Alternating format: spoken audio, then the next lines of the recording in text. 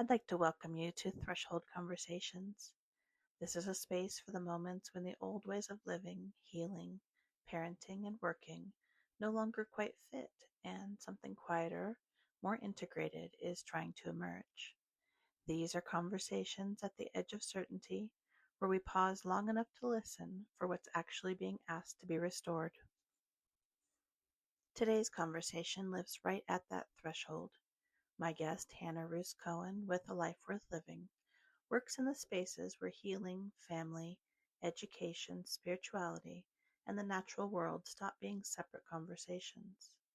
Her work doesn't move through systems or silos, but through life itself, through bodies, homes, land, children, and the rhythms that quietly hold us when we stop trying to control them. Hannah Rus's work invites a remembering, a return to coherence, to inner authority, and to the original patterns of creation that modern life has so thoroughly fragmented. I'm really grateful to open this space with her today, and I invite you to listen not just with your mind, but with your body, to notice what resonates, what stirs, and what feels like it's coming home. All right. Welcome, Hannah Rus. Thanks for having me. I'm happy to be Absolutely. here. It's nice to see you. You as well. I'm so glad you're here, and I'm looking forward to this conversation so much. Um, I wanted to start out really with the concept that your work really lives at the intersection of things that many people keep separate. They have their work compartment, they have their family compartment, and they have their health compartment. And I'd really love to hear where you understand where things are now and what healing is to you. Wow, I love that question. And it is actually at the threshold of what's happening in my work today. It's very rare that people come to work with me in all those departments. I'm a mentor for families, parenting, homeschooling, been doing that since my late 20s. And now in my 60s, I also have a wellness clinic. And all of a sudden, I'll be working with somebody because they're trying to heal something pretty serious. And next thing I know, I'm talking to their husband and their kids, and we're doing parenting, and then we're deciding about education. And that is what I think all of the drama and trauma and the polarization on the planet is forcing us to step out of separate spot treating, is what I like to call it. Everything is connected.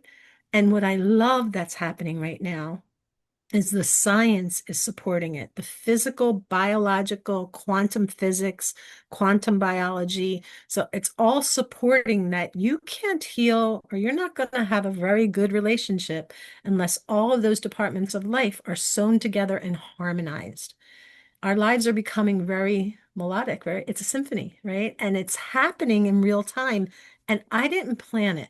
It just snuck up on me just because in order for this person to really do the life transformation to protect them from this stage four, whatever, they needed to really work on whatever the body was keeping the score with. They were holding on to things.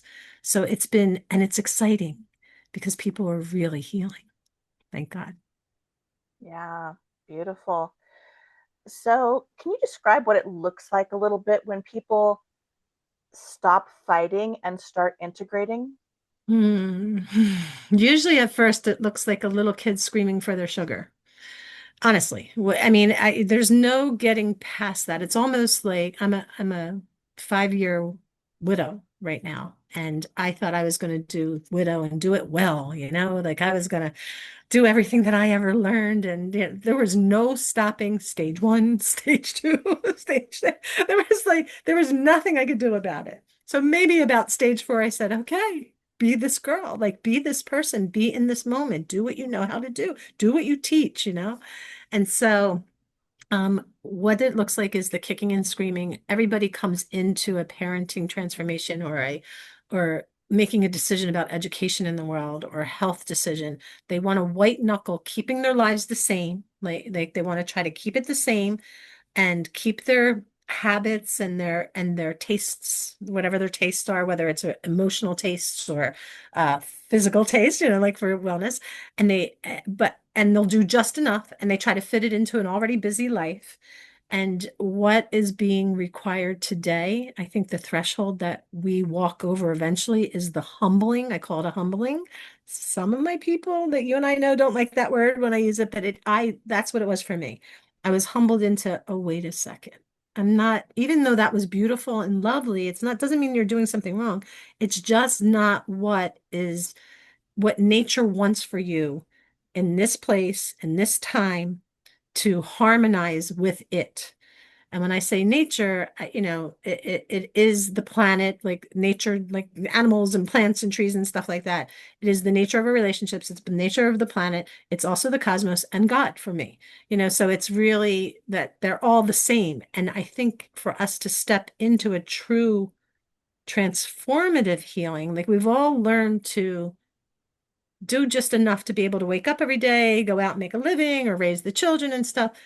We're thriving, I guess, but not really growing in true health, true beauty. Like we keep it a little bit chronic, so to speak. So when it clicks for somebody, usually it's when we do a physical change. And the physical change is, I play these little games with my clients, like just get up on the other side of the bed, brush your teeth with the other hand, comb your hair in a different way, those kinds of things. So rewiring, it's a rewiring, but also inside, like we're learning very much about our microbiomes. And we're finally in the West. I'm so excited about this because I studied with a doctor in Russia they have mapped out the biome a long time ago. Not all the way, but they knew a lot more than we did. In the West, we went pharmaceutical instead of that. Okay, so now we're back to mapping it out.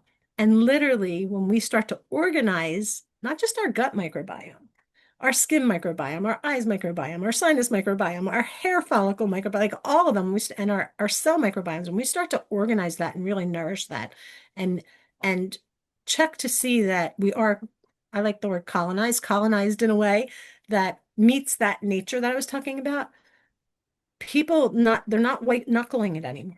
They're not trying to hold on because everybody wants certainty. So that holding on is that's like the number one human thing that people need to really prosper. That's Tony Robbins, by the way. Okay. And it's the uncertainty that takes us down. But what happens is if we're doing this physical change as we're doing this, habit change, and then once those two meet and harmonize together, it doesn't feel like that white knuckle anymore. And so I'm so thankful and so grateful to the time that we find ourselves in where we know to massage what we call in my field 10 metabolic terrains. And a terrain is systems that are in different parts of you and they're lumped together. And some of them can be in like in two or three terrains, right? But the idea is that you are massaging all of them at once and nourishing them all at once. It sounds complicated, but it's actually the easiest thing to do. And that's the other thing. It's simpler than we imagine. We overcomplicate it. But once we get the biology and then the physicality outside of the biology harmonized, it's so much easier for people. Did I, was that, did I say anything? Absolutely. That's beautiful. Absolutely. It really brings to mind, though, especially here in the West, here in the US, people seem almost numb to We are. what's going on within themselves, We are. what's going on around themselves. And it's not out of, intentionality, but almost out of survival that they've gone like, yeah, I'm feeling this in my body, but these other 10 things are calling for my attention, especially moms, right? We're gonna put all that stuff under everything else that has to happen. And I'm sure they're, with men as well, they're also, have different things that have pressures on them, and so they don't pay attention. I'm kind of curious, when somebody comes to you, is it typically a health crisis that brings them then? And then as they start working on it, you were talking about, I think offline, about how then the families start coming online and such. Mhm. What do you see after the person that comes in? I'm assuming they're having some kind of crisis that brings them to you, and you It's start either a peeling these health or it's layers. a family crisis. That's how the Yeah. people come in. Okay. Okay.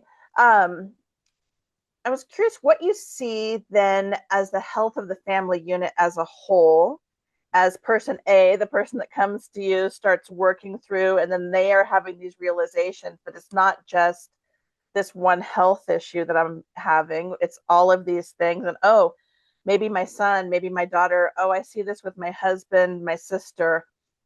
How do you Mhm. see that move through the family? And then as the people come on that are not necessarily in crisis mode, do you find them coming into the program in a way that serves them well? You know, sometimes people go into it because they're in crisis and they have to solve this. And then Mhm. there's people that have the problem, but it's not bugging them enough yet. Mhm. So people usually call me when they're in crisis, right? People stay with me for years. I have some people that are in my tribe that are a decade old with me, so, and they Yeah. stay there for the second reason. They stay there because they want to, and we're just constantly growing and learning, growing and supporting each other. Okay, so that happens.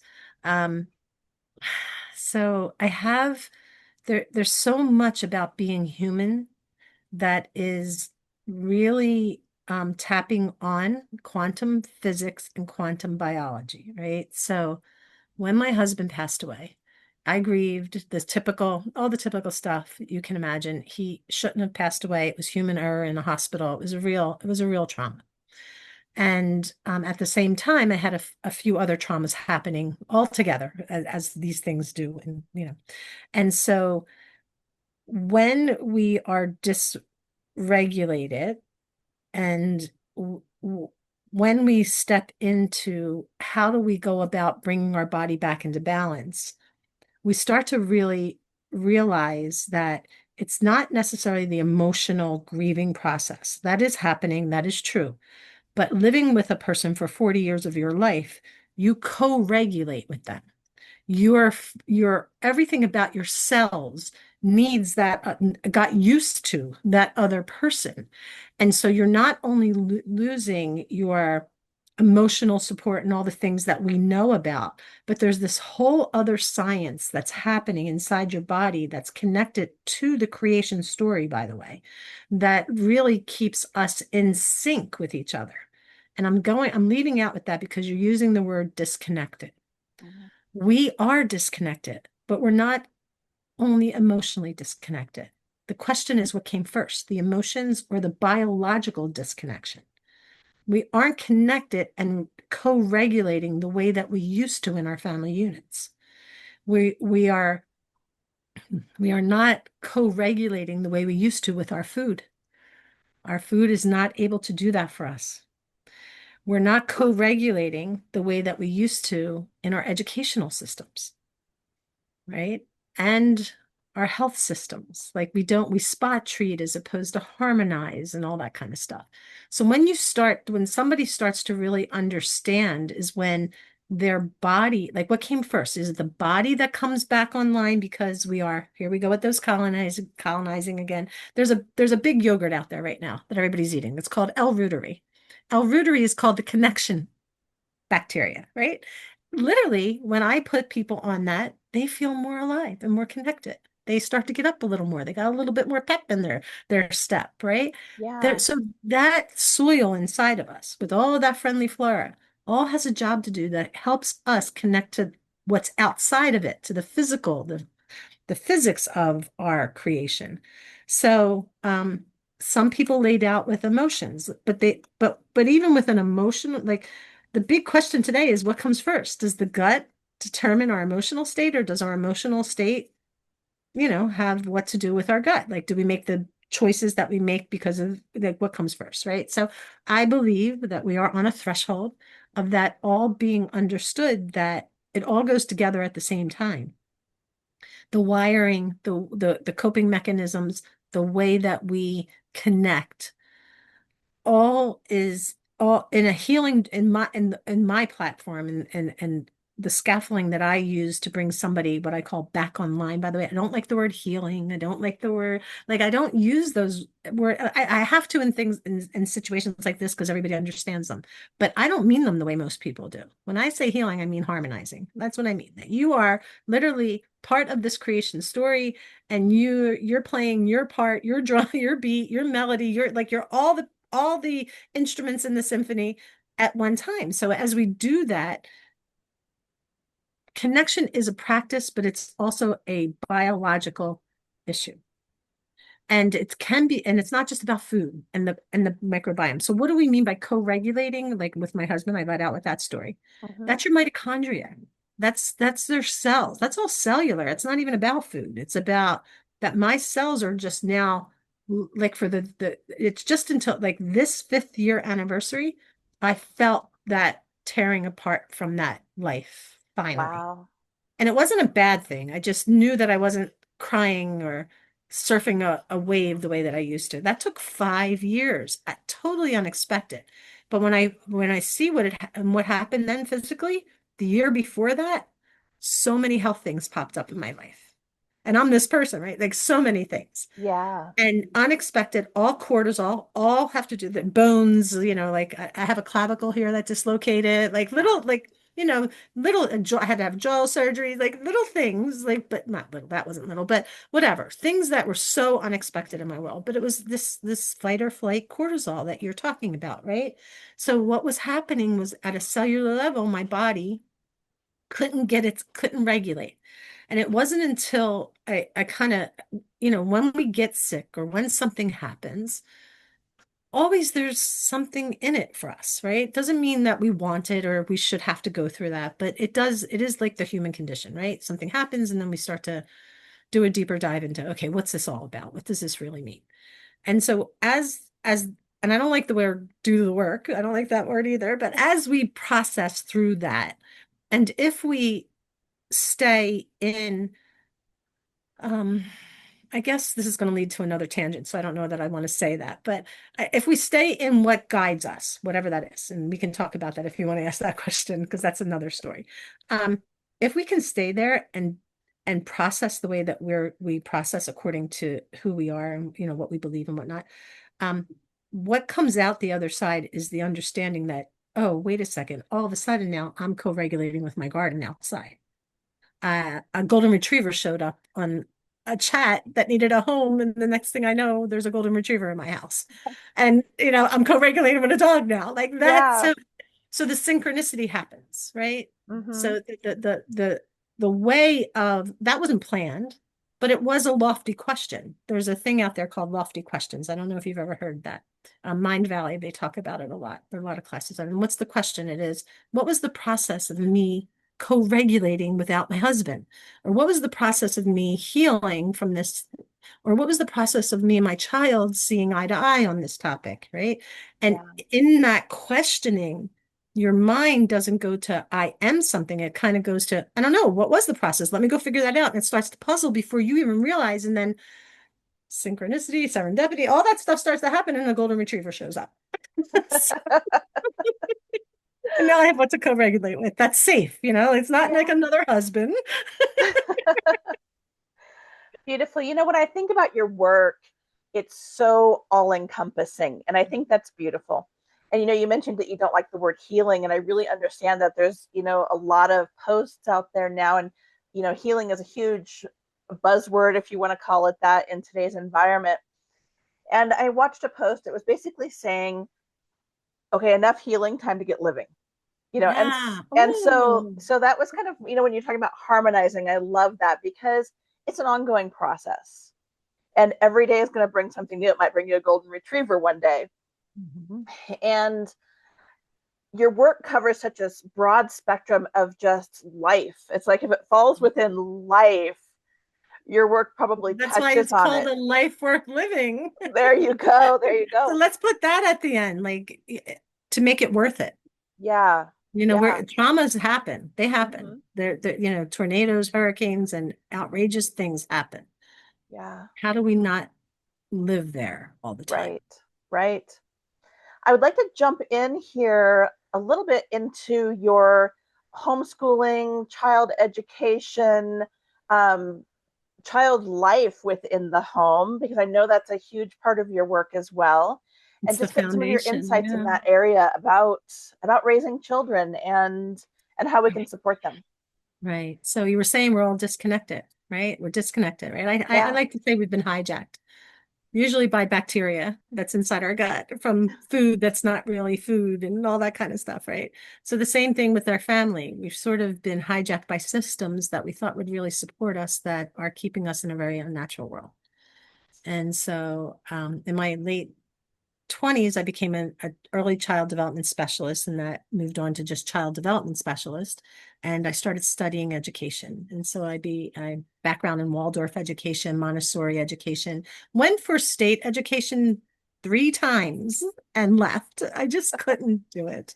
Now, the story probably goes back a little bit further. In 8th grade, I started rebelling. I was a latchkey kid in the 70s, and mom went back to work and just started just doing whatever I wanted to do. And I left school. Like, and long story short, maybe nobody knew that, but maybe not even me, but I just didn't, I was not present. Right. So did Yeah. that typical, it's a very 70s thing, the story, right? And uh, so I was fearless in the sense that because by the time I was 19, there I was in school to be a teacher, even though that system did not work for me. Right. And there's a Right. lot, that's a big story, and there's reasons why. So here I was making that choice to value education, to value it in the way, the structure, but I couldn't buy into the structure that I had found myself in as a kid, or the structure the structure that was in play even to learn how to be a teacher.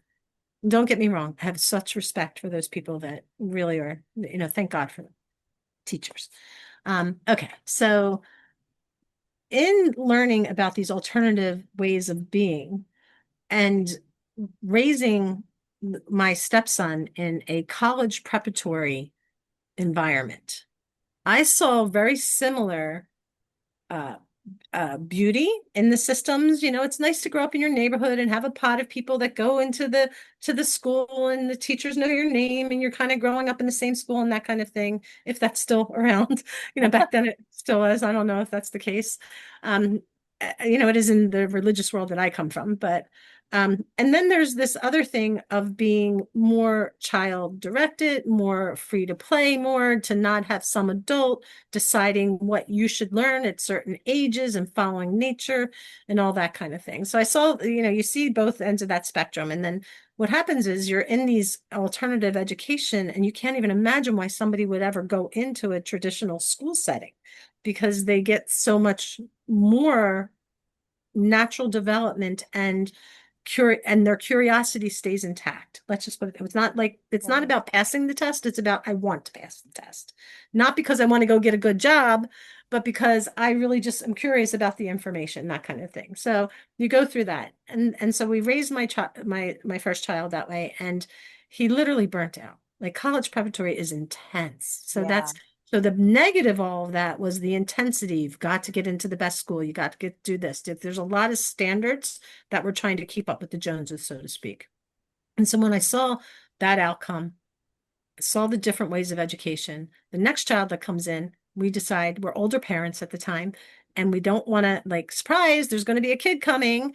And we want, there's 18-year difference between the first kid, right? And so, okay, we're not going to do okay, so we'll just homeschool. I had already been studying about it. I knew a lot of people that were doing it. In Florida was a big thing, not necessarily in where I lived, but in places. And I was reading about it in Mothering Magazine and all those places. And I was like, okay, we'll just homeschool. I'm already like, I can do this, right? Yeah. None of that helped me, by the way. But doing it, stepping into that and seeing now. So I'm 30 some years out, right? And I have now seen every decade a group of kids go out into the adult world, become parents, become whatever they're going to do in the world. And the difference between those kids and those kids that were college preparatory kids, and then those other kids that my generation of kids, they are different creatures. Yeah. Homeschoolers are there. And what do I mean by that? I don't mean that they're necessarily any kind of adjective that would describe better or worse or anything like that. They're just different. Their experience of how they live is so in tune with the natural world. And that doesn't mean they're running around free range either. There can be structure. There's like homeschooling covers, there's 1,000 different ways to do it. Right. But what we do see is that there is more freedom to develop according to nature's plan. And when you so I spent almost 30 years. So my youngest child is going to be 30 this year. And I spent almost 30 years and my grandson would be the third generation homeschooler, if you include me, and seeing thousands of kids come out of that in a way that is just joyful. It's just connected to the natural order. The way that the parents that I guide get there, it's an outrageous washing machine of change in the beginning. Some people do have a baby and say, I'm going to homeschool. Usually they're older parents and they know they can. But a lot of people find themselves in the homeschooling world because their kid just is not fitting into the box for whatever reason, right? So here we Yeah. come with crisis. That's why I said to you, they come to me with a chronic something, right? So here we are. And in that journey, the transformation, it takes about 2 years. Right? Same thing with health, by the way. It takes about 2 years for the rewiring and the practicing to happen. And once it does click, you never look back because you're living a life that is connected. You are co-regulating with children right beside you. Does that mean you're a mom sitting there filling a kid's head with information? Only if that's what you want to do. If that's your calling and that's what you have joy in and that's what you're supposed to be doing, you'll do it. But Yeah. most parents, that's not their calling. We really do, we flip the way we live in a family. And here's the bottom line. We flip it from having children, creating a beautiful life for them, setting up another structure, a school or whatever, where they go and they're contained and they're doing their thing. And then I have my adult life over here. And then we come together for a few hours in the evening and then, bath and bed, and we get up and do it again. And then we have weekends and family days and stuff like that. It flips to we fold these children into my adult life. The way humans have always lived together. Schooling is new. It's Yeah. not that old in history, right? So they come into what does that look like? It's not a mom trying to entertain a kid all day long. It's a kid who entertains themselves. It's a kid who pretty much educates himself if the parents value education. Now, that doesn't mean we're not paying attention. There is outrageous structure in everything I teach because I'm a Torah-driven Jew. We have that's the biggest system out there, right? We have structure, right? And so we have a vision of where we're going. We have a mission of how we're going to get there. We have values that guide us, and we have rules for our home, and we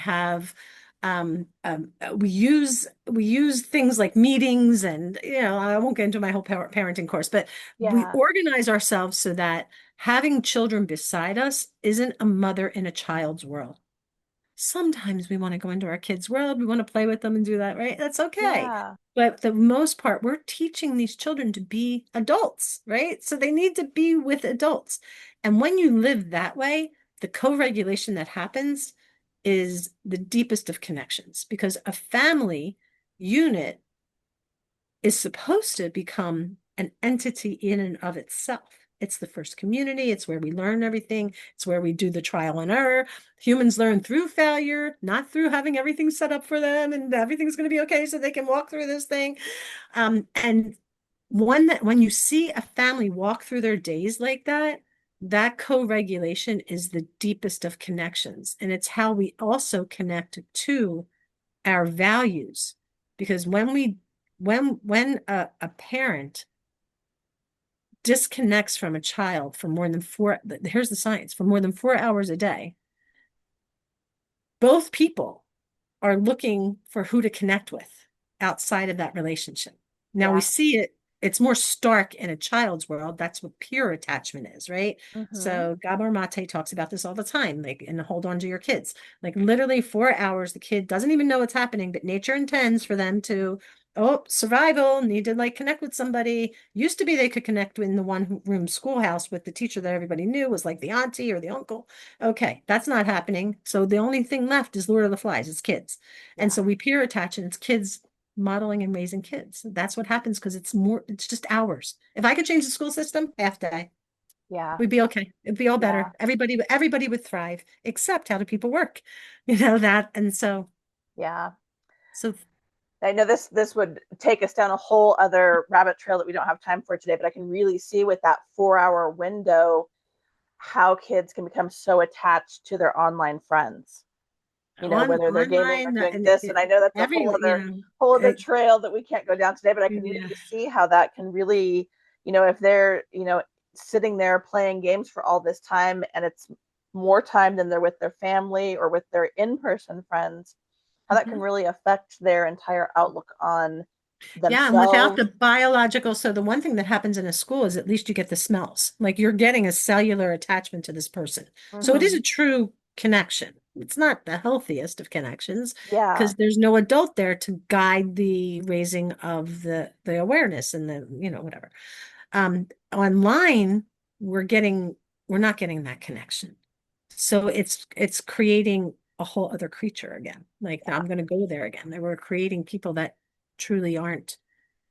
They're anesthetized, so to speak. They're not. You use the word. They're numb because the biological chemistry is not happening. We Yeah. need chemistry. That is what connects us. Beautiful, Physical. Hannah Rus. I could go on and on with you.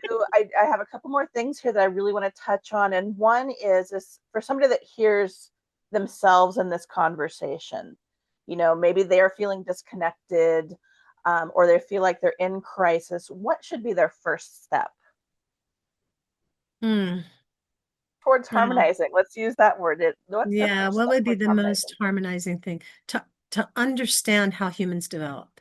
And the beautiful thing that's happening with the technology, there's obviously lots of negative, but there's a lot of beauty that's coming to our way, right? Is that we can research very quickly, like literally, right? All depends on the prompt that you use. Okay. So, yeah, you don't want to say go to a Google search. You want to go outside of the mainstream. You want to go to all the different, stay in mainstream, but also go outside the mainstream. You want to know what is really the way that a human develops. And people are taught, it's very timely, by the way. People are talking about it because we are all at this crossroads in our evolution, in our culture, our world culture. It's polarized at this point. We are at the cusp of making those, okay, what is my value system and what's really important to me? And so when you find out how a human develops, first of all, you're not going to like the no answer. You're not going to like it. You need to be with your kids. And then you're going to say, how do I make money? Well, there's a way. There's millions of people knowing how to do that.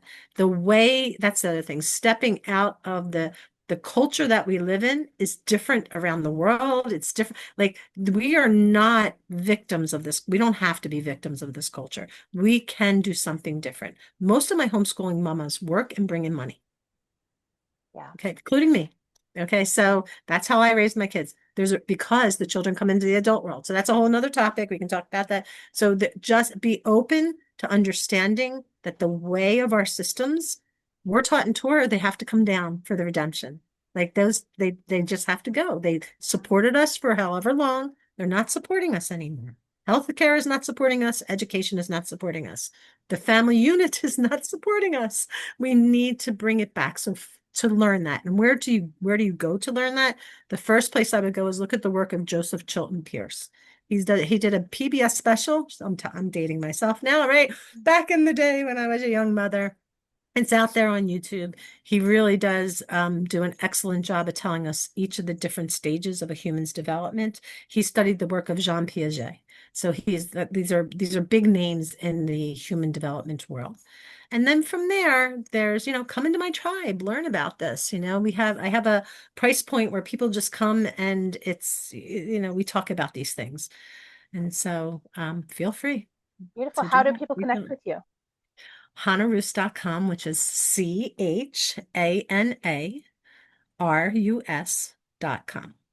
And you'll see that it's a very old website, but you'll see that all of my parenting, my homeschooling, my education, life transformation, and wellness all come together under this one umbrella, a life worth living. And you come in from whatever point that you feel is best for you, and the rest takes care of itself because the process is the same. And it truly is. It's a very simple process. What is your vision? What do you want to feel like 25 years from now when you're sitting around the table with your children? They're all grown up and they have spouses and there's grandchildren. How do you want to be looking at your husband? How do you want him to be looking at you? What kind of home were you in? What are these children? What do you like about them? Why are you comfortable together? We all go for what it makes us feel. That's what we're doing. Vision isn't, I want to be a doctor or lawyer. You want I want to be a doctor because it's going to make me feel A, B, C, and D. Next thing is mission. How are we going to get there? Next thing is values. Most of us don't know our values. Mm. Even in I was surprised about that coming into the religious community because it's new for me, right? Literally, when I say, okay, you want to be healthy, what does that mean? Carnivore, vegan, like, what is that? You want to be kind, what does that mean? Kindness, but what's your boundary over here? Kindness to the person that's abusing you, or, we really do a deep dive into our values. And the values are the thing that has kept me able to, with all the traumas and dramas of my own life, and not and the people, I've got hundreds of people that are going through stuff. Okay, it's thick. um I don't get caught up in the details of it. I'm always saying, like, if you have a child that has a behavior issue, don't look at the behavior. What's the character that needs to be nurtured? So once you have those values and and the character associated with it, we always just focus on that. That's all that nature is asking us to do, is stay in alignment with the values of what is true, which is nature. God. So that's it in a nutshell. Beautiful. Hannah Rus, thank you so much. A Life Worth Living is your company, your Mhm. business, your calling, your mission, and a Mhm. beautiful one it is. Thank you so much for being here today. Thank you for having me. Thank you for being a part of this threshold conversation. I hope you'll come back for the next one as we continue crossing the spaces where something more whole is waiting. If this conversation resonated, please consider liking, sharing, and subscribing. It helps these conversations find the people who need them. Blessings. Until next time.